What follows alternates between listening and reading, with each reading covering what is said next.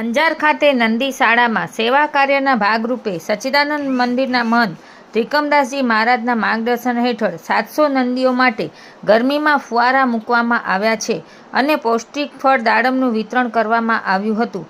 કચ્છમાં વધતા જતા તાપમાનને લીધે ગરમીનું પ્રમાણ વધતા અબોલ પશુ પક્ષીઓ ગરમીમાં પરેશાન થઈ રહ્યા છે. પશુઓને ગરમીમાં થોડી રાહત મળે તે માટે આજરોજ નંદી શાળાના 4 શેડની ઉપર ફુવારા ગોઠવવામાં આવતા પશુઓ પર પાણીનો છંટકાવ થયો હતો. આ ઉપરાંત નંદીઓના સ્વાસ્થ્ય અને પોષણમાં વધારો કરવા ફળ અપાઈ રહ્યા છે. અંજાર નંદી શાળા સેવાભાવી કાર્ય માટે જાણીતી છે.